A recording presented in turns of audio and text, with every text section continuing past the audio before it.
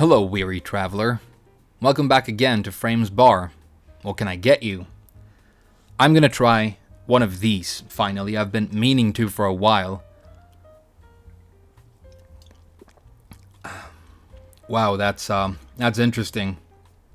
Not bad, but not what I was expecting.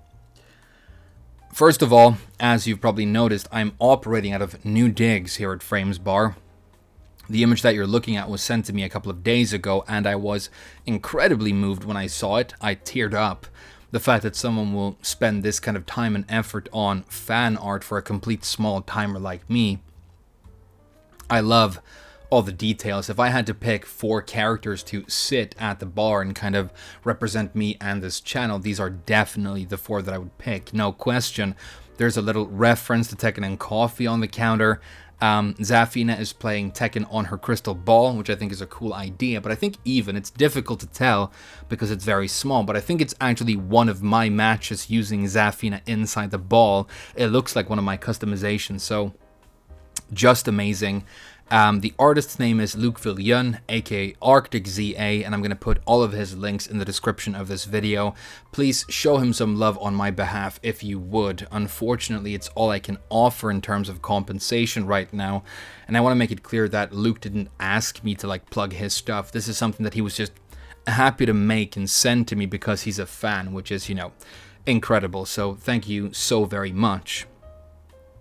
But hey, what's the word on the street in the world of Tekken? Well, last night, I'm recording this on the 14th, there was an announcement of a beta test on the official Bandai Namco Twitter for something called Online Dojo.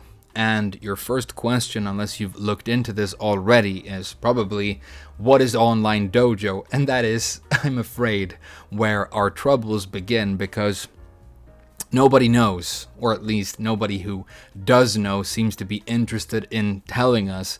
The top comment underneath the announcement is a person asking, for a clarification of what Online Dojo means, and at least as of the making of this video, that question hasn't been replied to.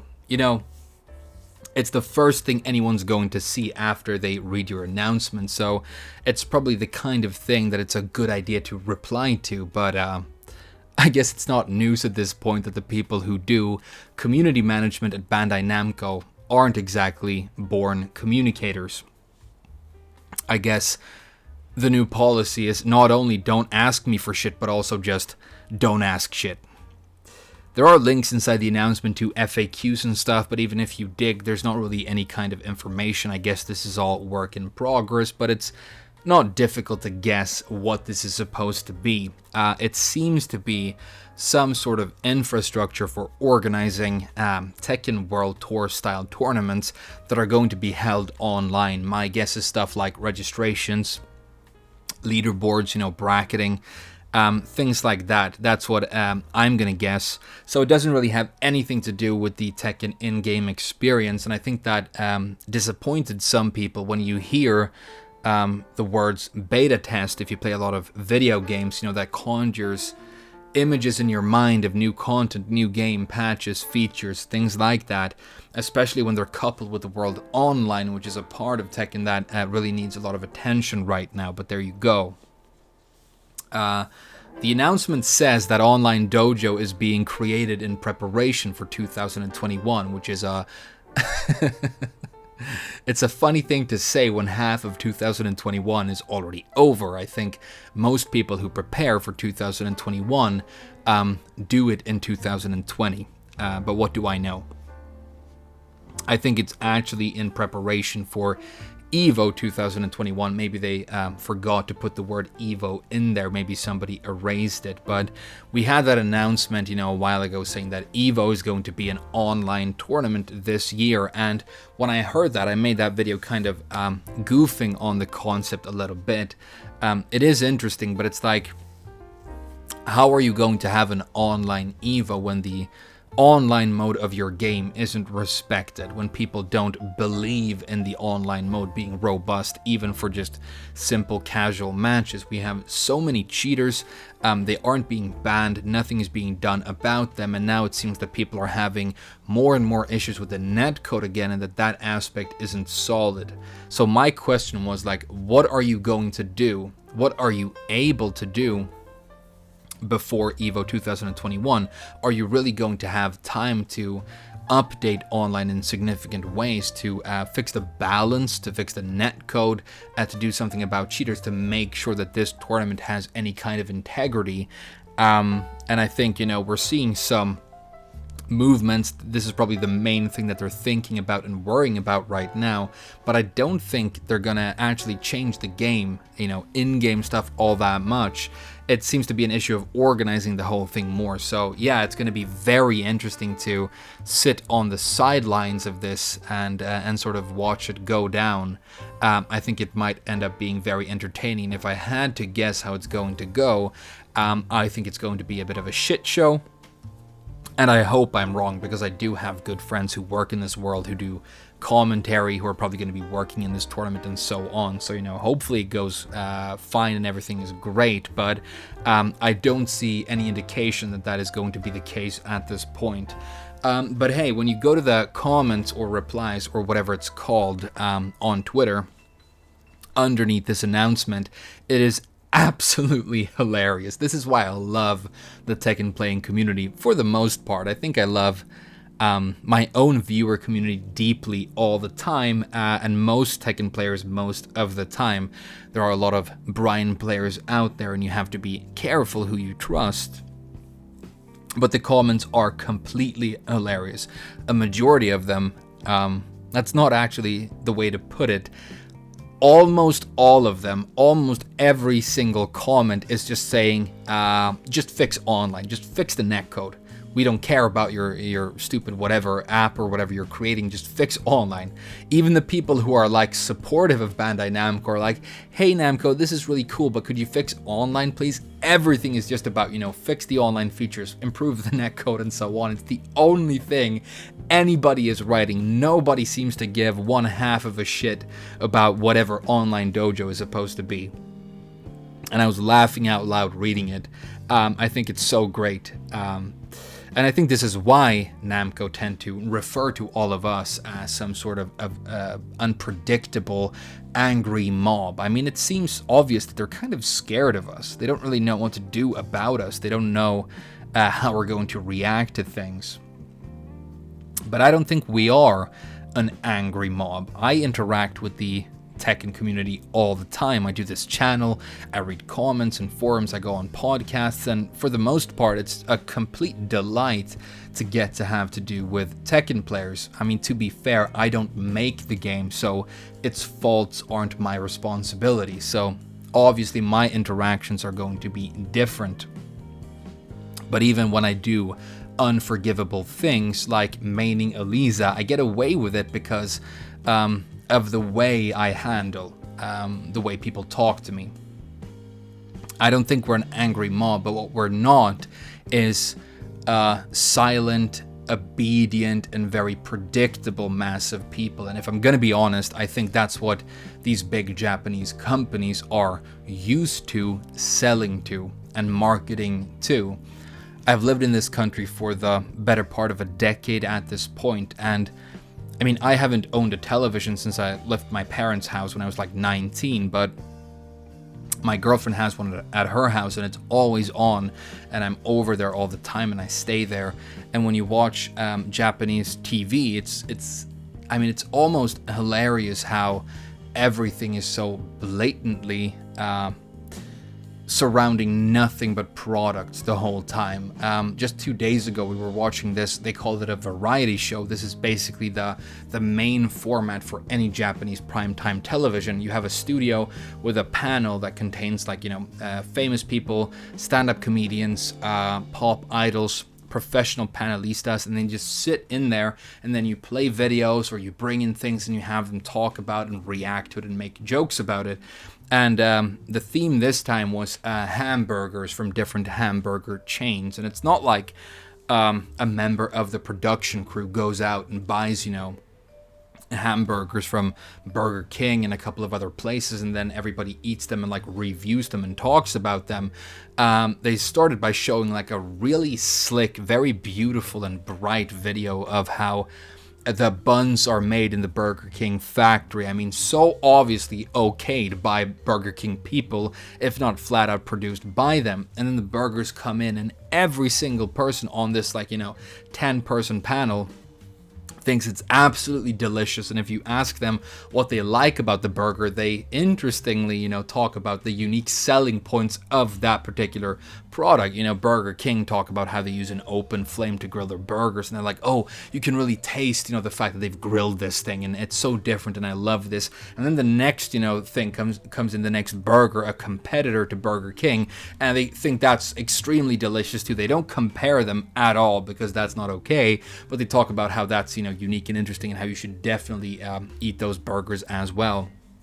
And then the program, always cuts to actual commercials, and it's commercials for the very brands that are being sponsored and advertised in the programming. It's the majority of it is just food products and alcohol, and then it's sort of interspersed with insurance advertising and things like that. It's so very obvious exactly what it is. And I guess the interesting thing is, you watch this with Japanese people. I'm not trying to portray them as being dull or unaware of this. I mean, most of my friends and my girlfriend definitely is brighter than I am. This is just what they think entertainment is and should be, because it's what they're used to. And we were watching that, and she's like, oh my god, Burger King does look really good. We should get some next week. And I'm like, yeah, I guess we should. I can't, sit there and complain about how this is just, thinly veiled advertising and whatever, because then you turn into, that guy. The guy who watches too much YouTube and then, starts explaining the military-industrial complex at Thanksgiving dinner. But yeah, so if that is what these Japanese companies are used to advertising to, what they're used to doing, and then you end up in this very direct world of social media, talking to the whole world, and we're all like, yeah, fuck your fries, you need to nerf your pickles or whatever. We're super critical, and we go after their shady business practices, and we know their products better than they do because we actually play the games reasonably well. That probably becomes very confusing and scary for a company like Namco, and they don't know what to do about it, which is probably why when we do ask them things and we do criticize them, they never clarify, they never apologize, they never try and defend their position. And I think that also has to do with the fact that almost all of the time we are completely right. I think all of the criticism that they've been receiving for the way they've been handling Tekken 7 is completely earned. It is born out of strange and bad decisions that they have made for the most part. So no, I don't think we're an angry mob. I just think we're less convenient than the average audience. So are they going to be able to fix these things to improve online netcode balance before Evo happens? I don't think they do. I don't think they will. I don't think they will even try. But then again, I was thinking about it and I realized that they don't really have to, because they don't really need to legitimize this tournament to the players. They just need to legitimize it to the advertisers that they want to partner with on the tournament, and those people probably don't understand concepts like in-game balance and frame data and the netcode. You can go to those people, salespeople, and talk about how Tekken 7 has been one of the most popular fighting games in the entire world for many years. It just went past 7 million copies sold, and it's showing no signs of slowing down. You definitely need to have your energy drink or your food product or whatever sponsoring this thing, because people all over the world in these really lucrative demographics are going to be watching this thing. They don't need to sell online Evo to us, they need to sell it to advertisers. So if I'm going to be completely honest, I think when they say that they're making online dojo in preparation for 2021, what they actually mean is they are preparing for a lot of really juicy ad revenue that they're hoping to rake in the second half of 2021. But what do I know? Speaking of Evo and tournaments, I wanted to tell you guys a story in this one. The story of the one time I went to Evo and participated in the tournament. because I realized that most people who love this game and who watch these tournaments, they never actually get to go to one, because for most of us it's extremely far and extremely expensive. I thought maybe you would want to know what it was like the one time I went, probably the only time I ever went, because, spoilers, the experience didn't exactly impress me. But to be fair, 2018 was just a fucked up year in my life in a lot of ways. Back then I was living in a haunted hotel in the city of Kyoto, which is the imperial capital of Japan and a very old city. You can sort of tell when you go there, it kind of hangs in the air. And it was a beautiful and cozy building, but it had these big catacombs underneath it, and people didn't want to go near there because they thought that vengeful spirits, ghosts, lived down there, and they didn't they didn't realize that the ghost was actually me. This is a complete tangent, but fuck it, I'm gonna tell this story. I'm gonna need another drink for this though. So back then, I was working for a chain of hotels here in Japan. I was an accountant. I did all kinds of things. We had places all over the world, and I was the only person who spoke English, so I did emails. It's not interesting, but we had a couple of places in Vietnam, and in Hanoi and Ho Chi Minh City, and then this beautiful old hotel up in Kyoto. I live in Fukuoka, which is where the head office was. This is where I've lived for pretty much as long as I've been in this country, apart from the time I spent up in Sapporo as a student. Maybe I'll tell that story another day. But one day, our owner, the president, who was a really shady and shadowy guy, we almost never saw him, we knew nothing about him. I knew that he was a Zainichi, which, if you don't know, is like basically a racial slur in Japan at this point, but it refers to the descendants of Korean war prisoners and slaves who were taken to Japan before and during the two world wars, and then ended up staying in Japan when Korea became a country again. Which obviously doesn't make them bad people, but it is true that when you run into organized crime, the mob, especially here in the South, they make up a large part of that world. I don't think people know that internationally, but a large part of the Yakuza is made up of Koreans or Korean Japanese. By the way, I've never heard a Japanese person refer to them as the Yakuza. It's not a word we use here. We have all kinds of words and like gestures for, talking about them and explaining that they're around, but Yakuza is just not a word that you hear. And they're kind of like roly-polies, I guess. They're around. You don't see them unless you look for them, but if you lift a log or a stone, they're always there, and I've had a couple of run-ins with them. I used to date a girl who was used to be a member of one of the main organizations down here in the South. Maybe I'll tell that story some other day too. But yeah, he was a shady and weird dude, and one day he decided that the Kyoto place was just going to go away because he wanted to sell the land to fund some other project. Now, I was an accountant. I was looking at the numbers, so I knew that some weird stuff was going on. I'd go to an office, and they had, $4,000 of basic office supplies on the books for 1 month, and then you go there, and they can't even put a notice on their notice board because they've run out of thumbtacks, Stuff was going on, I don't know. I heard rumors that he ran a couple of gambling rings, a couple of brothels here on Kyushu. I don't know anything, but I smelled a couple of things. But he decided that he wanted to shut the Kyoto branch down, so he called the person who managed it, and she was a really cool person. We ended up becoming quite close friends, but he told her that I'm going to shut this place down in 6 months. You have to keep it a secret from the staff because I need them up there to run the place for me until it's going to go away. And luckily she was a person of principle, and she said, fuck that, these are my employees, they have families, I can't just, not tell them that they're about to lose their livelihoods and then pull the rug out from underneath them. And he said, well, in that case, once time is up, then you're fucking fired too. And she said, fine, I'll stay here, I'll run this place for you, but only so I can take care of my employees and make sure that they find something else. But as soon as the people up in Kyoto found out that they were going to lose their jobs, they just stopped showing up. People just fucked off because they were angry, they didn't care. And so they needed somebody up there to kind of run the place for them and, keep track of the money and the paperwork. And so the girl who ran it, her name was Kumi. She was pretty cool. If I was, 28, 29, she was maybe 38. I knew her. We'd met a couple of times at a couple of company, drinking parties and stuff. And she liked me. She was like, that guy, I like him. If you send him up here, I'll teach him the ropes, and I'll let him help me. And so they came to me and they asked me, would you be willing to just move to Kyoto for a while? We'll give you a suite in the hotel to live in. We'll, give you a 20% pay raise, and all you have to do is keep it kind of afloat until we don't need it anymore. And I was like, yeah, fuck it, sounds good. But at that point, I'd already signed up for Evo Japan, which was going to be held in Fukuoka, hilariously within walking distance of my actual apartment. Evo is in Las Vegas or Tokyo and these, faraway places, but all of a sudden Evo Japan is going to be held, at a venue that I can walk to from my house. So I kind of had to sign up. It felt like a sign, from the universe. Not that I necessarily believe in that kind of thing, but I said, well, my condition is I'll go, but these dates I've signed up for a very important event that I want to attend.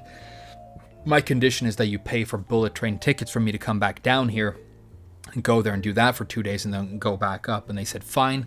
And so I went. Now, the president had like a vice president, a woman, a silent, sort of shadowy woman who was always around him. Officially, she was like the VP of the company, but what we actually all thought of her as was the owner's personal fortune teller and witch, basically. Everybody was convinced that this woman had magical powers, and if that sounds crazy, it's much more common than you would believe in this part of the world. Basically, everyone around here believes in some sort of magic or the supernatural or ghosts or gods. And, I grew up in Sweden, the most pragmatic, atheistic country, I think, in the history of human culture. And my parents were, very atheist, convinced that all the violent and horrible things in the world happen because of religion. And once I grew older and started traveling the world, I realized that was actually a void in my life that I lacked, a spiritual dimension kind of. So I started reading a lot of scripture and I got into that kind of stuff. And I think it's actually helped me in a lot of ways. But I didn't necessarily believe in the supernatural. I've never had a supernatural experience. I was a weird fucking kid, by the way. Sweden is such a gray and cold and boring place, in my opinion. I have a lot of love for it. It's my home, but it's that kind of a place. So I used to I was weird. I went into the woods and carved symbols into trees. I tried to summon demons. I read about, black magic and stuff. All I wanted was to meet a fucking werewolf or a vampire or a demon or something. I was so into that kind of thing, which is why I to this day can't help myself but to play vampire characters and stuff in games. I'm really excited about this new Resident Evil game. I haven't played it yet. I've tried to not spoil it for myself, but I'm going to probably play that in private. It looks like it's going to be right up my alley. But she was convinced, this witch woman, every time she went up to the Kyoto branch, she would start shaking, and she said that it was a highway for spirits crossing into the next world, which always made me think of that amazing story, the first story in the Books of Blood by Clive Barker. If you like horror fiction, if you like Stephen King, and you haven't read the Books of Blood, it's a compilation of short stories by Clive Barker, and it's just absolutely amazing. But that's the first story in the book. It's about a sort of a highway to hell, an actual sort of spiritual gateway. She thought that was what existed underneath this hotel, and because most people here do believe in ghosts, they were kind of freaked out by that the whole time. But I go up there, it's this beautiful, cozy, very well-maintained place. They give me an amazing room. There were maybe 3 staff members. We were all living on different floors of this big place, and it was completely empty. We had some cleaning staff and a cook who came in to do the breakfast every morning, and then maybe 3 or 4 guests checking in every day. And so I was just living there trying to run this place. One week, one of my best friends, Akino, who I met her when I'd been here for a week, and we became good friends. She's been one of my best friends ever since. But she came up one week with one of her friends, and we just stayed in one of the biggest rooms together and hung out and played music at night. We would go around the city and go to these old ancient temples during the day, and then at night we would take the duvets of the beds, because we could do whatever we wanted to this place. The whole thing was going to be torn down and just, demolished. So even though it looked beautiful and nice, they didn't give a shit about any of it. So we'd just take the duvets and go up on the roof of the building at night, and I'd bring my laptop and we would play music and just, lie up there and look at the city, this ancient, beautiful city, and the stars, and like drink. And it was, I had some really cool times up there. But the kitchens and the breakfast area, the restaurant, and everything was down in the basement and connected to the catacombs. And people, as a rule, weren't exactly allowed to be down there because people believed that it might be dangerous because there were ghosts and stuff down there. You weren't supposed to go down there at night, but, it had these huge fridges and kitchens stocked with delicious food, which I was technically allowed to eat because they had to compensate me for not having a kitchen. I lived in a hotel room. It was a nice hotel room, but it didn't have a kitchen. I couldn't cook for myself, and so I used to fucking sneak down there in like service elevators and fire escapes, and like fucking, in my underwear and a t-shirt, and like cook meals for myself in the middle of the night. Nobody would go near it at night because they were so frightened. And the kitchen staff would come in the morning. They were like, "This is not where I left this thing. Things are moving around." And they believed that like demons and ghosts were like angry and feeling all the bad mojo in this place because everybody who worked there was like pissed off that they've been fired.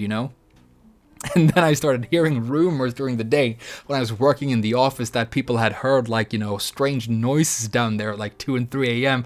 And they didn't know that it was fucking me in my underwear making waffles and then just sneaking back up to my room and playing, Tekken ranked mode on the television in my room and like making snacks and shit and just hanging out. I did my laundry down there and stuff. That was pretty fucking funny. But yeah, then the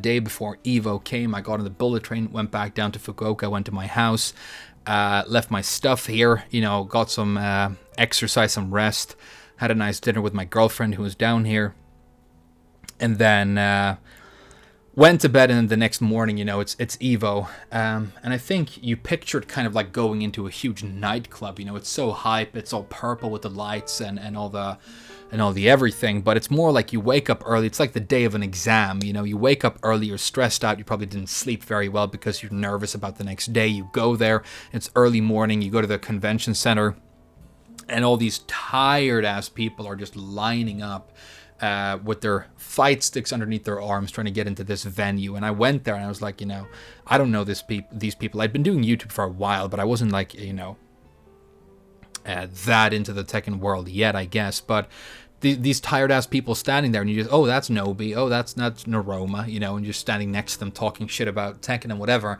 And then finally they let you in. You go to the counter, you give them your registration number or barcode or whatever, you get your badge, and then you're let into the venue. And it's just kind of like the first part is like a convention. They have all these products, like a new car out.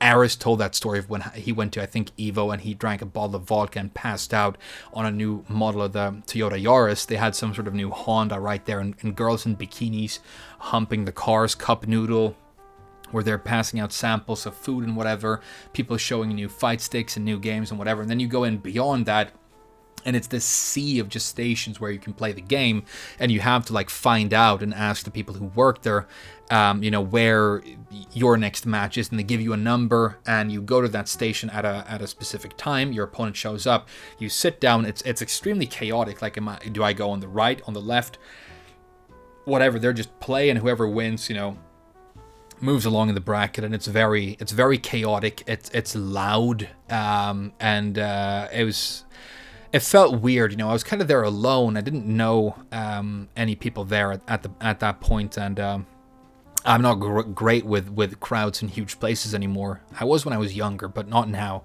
But I ended up standing next to this like small, kind of nervous, sort of timid-looking guy, and I'm like, "Hey, aren't you that Arslan Ash guy that people have been talking about?" He wasn't, that known yet. He was starting to get buzz. He was starting to become known as the knee killer, and he's like, "Yeah, I am." And I'm like, "Yeah, I'm the Frame Whisperer. I don't know if you've heard about me. I do YouTube, like a fucking doofus." And he's like, "Yeah, I think I've heard about you. Cool, how are you?" And we sort of hung out for a while, and he was super nice. I talked with Nee briefly. Nee he went to the bathroom and left his stick.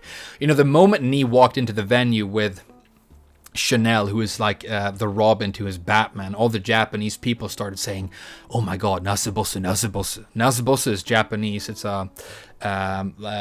it's their version. They're trying to say last boss, the final boss. So they refer to him as the final boss. You know, the monster. When he walked in, you know, people were like nervous and shit. But he forgot his stick when he went to have a shit, and he came back and he was looking for it. I'm like, hey, knee man, I grabbed your stick because you forgot. And he was like, hey, cool. And we talked for a bit, and he was super nice. So it was weird, you know, being around these people all of a sudden. But then finally I see this tall, dark strangers zipping around the convention floor, passing out business cards and dunking people on the back and like shaking hands with people.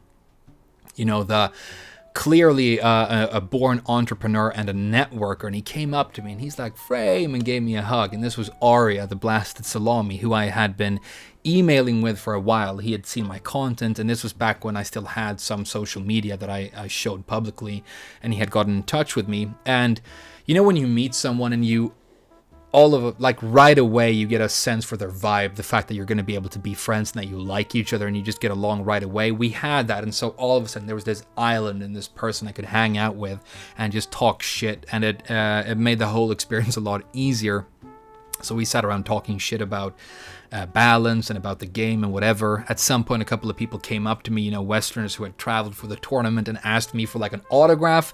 First time I was ever asked that in my life. And, you know, I like to write and stuff, but my handwriting is fucking terrible. And I was terrified. And they're like, could you write something to my friend here? Could we get a picture? And, you know, of course, but, you know, I was scared that my signature was going to be pathetic, you know, and someone was going to make fun of it. Played my first match against an extremely good, I don't remember his name, but he's a Japanese top-ranked Asuka player, and I lost it because I was so confused. You know, you sit down and it's weird. It's an environment you've never been in. It's nothing like playing Tekken at home. It's like a completely different game. I felt so cold and so stale and so weird, and he destroyed me, and it was over. Arslan Ash was in my group, by the way, and the one out of us who moved on was going to have to fight Knee next. So I had fucking Knee and Arslan in my bracket, which sounds like a fucking joke at this point. But I lost that. I guess I went to losers. I don't really know how all that stuff works, even to this day, with, you know, semi-losers, quarter finals with a side of fries or whatever. It's all very confusing. But my next two opponents both got disqualified, so I just kept moving on because I went to the station and they just didn't show up. They like went home, so they got disqualified or DQ'd, and I moved on. And then finally I found a station where nobody was sitting, and I managed to sit down and get some practice and like acclimatize. So when I had my last match, it was another really good Japanese player, a Steve player. He was hanging out with his friends. We talked for a while before the match, and he was super cool. And we were talking about, you know, the game and whatever. And so we actually sat down, and it felt fun. Finally, I felt like comfortable and it felt fun. And we played. He fucked me up the first round. Second round, I came back. I was playing Bob. I perfected him. But at that point, I was like, kind of ready to go home and over the whole thing. So I did Bob's down 3-4. You know, you can duck the second hit. And just like I did, it was a reference to that. If you saw that video where I played Bob against Arya Steve, the very first match we played, if you go back and watch that video on his channel, I do down 3-4 with Bob, and I say, are you going to duck this? Because that's what I did against that guy in my final round I played at Evo. And the Steve player, I said, are you going to duck this? And I opened their own down 3-4, and he said, yeah. Even before the move came out, he ducked it perfectly, launched me, destroyed me. But it was a good match, you know, we had fun, we hugged, and I was like, okay, that was Evo. And I was over at that point. It felt dirty. It started to smell the way these places do. But then I was talking to Arya, and he was doing all these interviews. And, you know, he wasn't in the tournament. He was there to, like, you know, kind of cover the thing. He was doing interviews with players. You know, he's really skilled sort of content creator.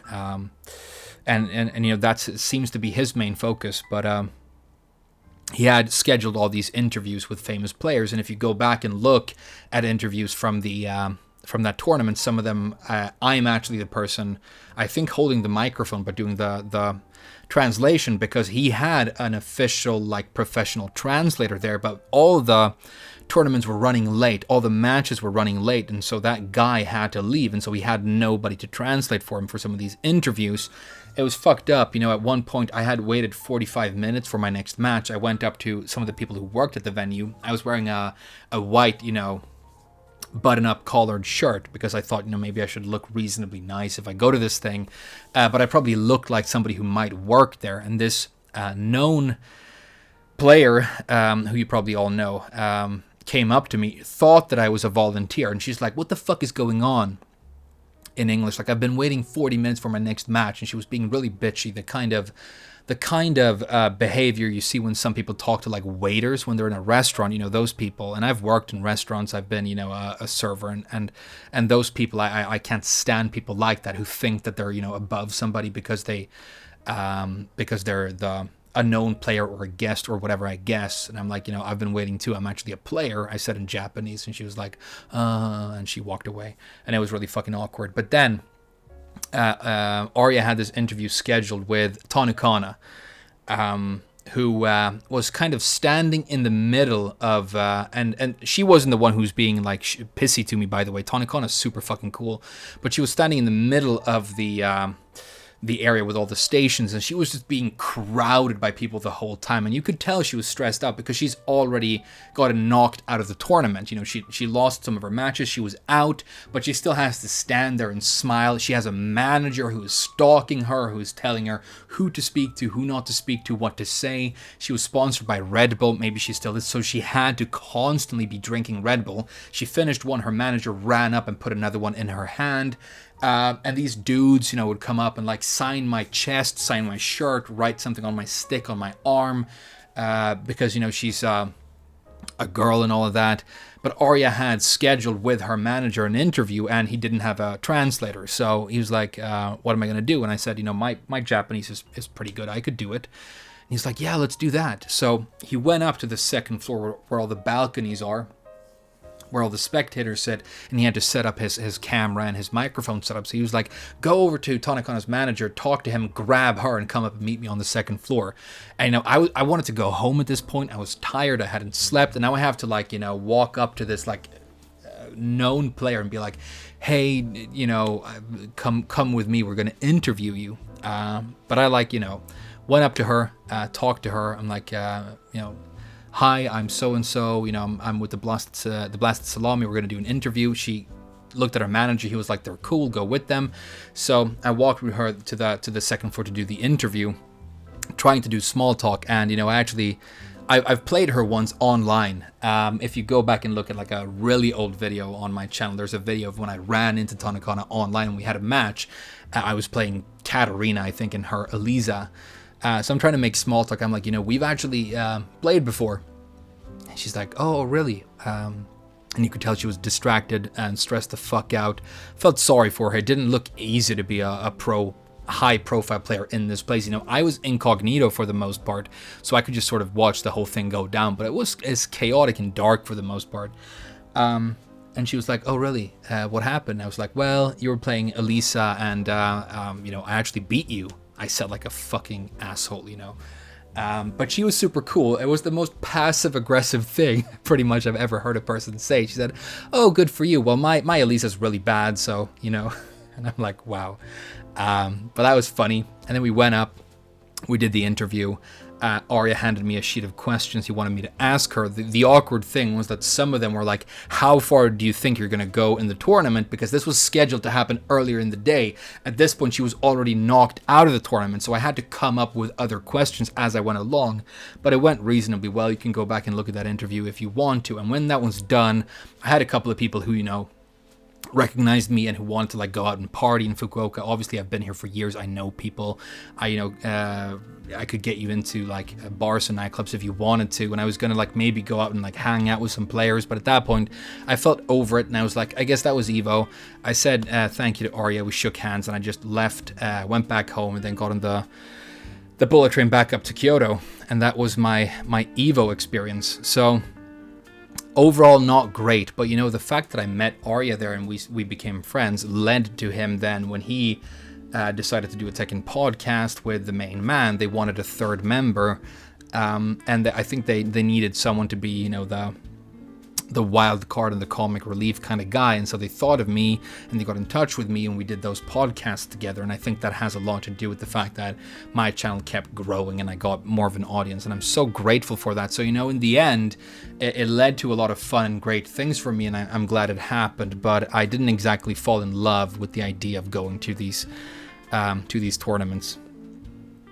And yeah, that was Evo. I made a video recently talking about the fact that I've decided to main Bob, by the way, who was the character. I was playing him a bit back then, and he was the character I used in that tournament.